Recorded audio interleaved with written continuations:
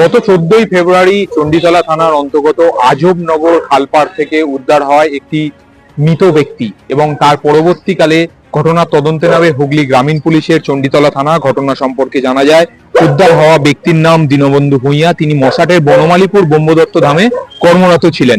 আর এই ঘটনায় মূল অভিযুক্ত তফজ্জল শেখকে মুর্শিদাবাদ জেলা থেকে গ্রেপ্তার করে হুগলি গ্রামীণ পুলিশের চণ্ডীতলা থানা।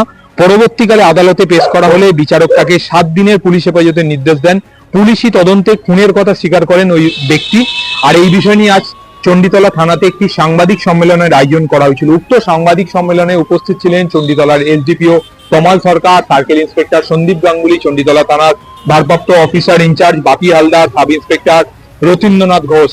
আর এই বিষয় নিয়ে কিন্তু সাংবাদিকদের প্রশ্নে রীতিমতো চাঞ্চল্যকর মন্তব্য করেন এসডিপিও তমাল সরকার। আর এই বিষয় নিয়ে আপনারা কি জানাচ্ছেন জানান কমেন্ট বক্সে। ক্যামেরা শৈলীর সাথে সোমনাথের report, channel news Bangla TV, Chanditala. Chanditala থানার অন্তর্গত আজবনগর কানা নদীর পাড়ে একটি মৃতদেহ পড়ে আছে। তো এই খবরটি পাওয়ার সাথে সাথে আমাদের চণ্ডীতলা থানার আধিকারিক এবং ফোর্স আমরা সেই স্থানে পৌঁছাই এবং তারপর মৃতদেহটি উদ্ধার করে আমরা চণ্ডীতলা হসপিটালে পৌঁছাই। তো সেখানে হসপিটালে কর্তব্যরত ডাক্তার ওই ব্যক্তিকে ব্রড ডেড হিসাবে ডিক্লেয়ার করে। পরবর্তীতে ওই মৃত ব্যক্তির শনাক্তকরণ করা হয়। তার নাম দীনবন্ধু ভূঁইয়া, বয়স 42 বছর।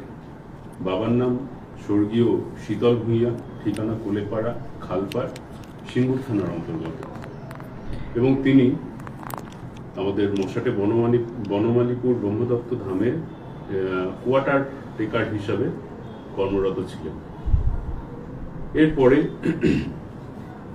ওই আজবনগর গ্রামের বাসিন্দা আব্দুল মন্ডল, যার বয়স 45, পিতা ইদ্রিস মন্ডল, তার অভিযোগের ভিত্তিতে চণ্ডীতলা থানায় একটি মামলা রুজু করা হয়, যার নম্বর 113/26, ডেটেড 24/2/26, আন্ডার সেকশন 103(1) এবং 61/2 বিএনএস।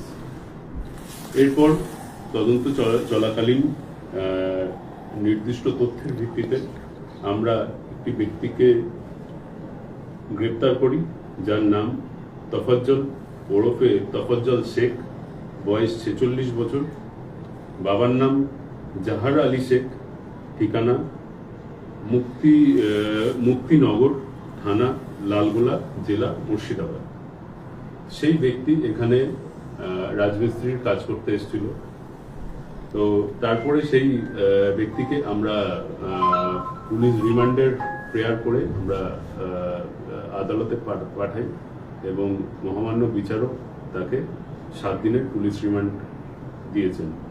পুলিশ রিমান্ড চলাকালীন অভিযুক্ত ব্যক্তি স্বীকার করেন এবং খুনের দায় মেনে নেন এবং সে স্বীকার করে যে ঋণের টাকা সংক্রান্ত বিবাদের জেরে তিনি ওই দীনবন্ধু ভূঁইয়াকে হত্যা করেছেন। এই হত্যাকাণ্ডে ব্যবহৃত যে অস্ত্র সেটাও আমরা সিজ করি। তো আপাতত এখন এই ব্যক্তি পুলিশ কাস্টডিতে আছেন এবং এই মামলার আমরা তদন্ত করছি। বলছি সাহেব, ইনি কতদিন ধরে এই রাজমিস্ত্রির এই লোকাল জায়গায় কাজ করছিলেন?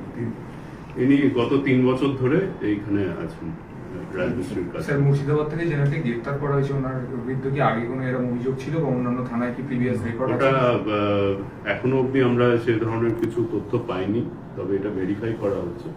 যদি সেরকম কিছু পাওয়া যায় আমরা জানি। স্যার, ওনার বয়স কত আনুমানিক? কার অ্যাকিউজড 46 বছর। আর এমনি কি আরো দেখছেন যে তদন্তের স্বার্থে কি প্রশাসন দেখছে যে আর অন্য কোনো কিছুর সাথে উনি জড়িত বা আরো কোনো গ্যাং এর সাথে? হ্যাঁ, সেগুলো ইনভেস্টিগেশনে দেখা হচ্ছে। কি ব্যবহার করেছে বলেন, কি অস্ত্র? একটি আগলা ইট ব্যবহার করেছিল, সেটা আমরা সিজ করেছি। আর এই মানে ঘটনাটা ঘটে কোথায়? ঘটনাটা ওই যে আজবনগরে কানা নদীর পাড়ে। মানে প্রকাশ্য দিবালোকে না এমনি মানে অন্ধকারে? এটা রাত্রির বেলা হয়েছে।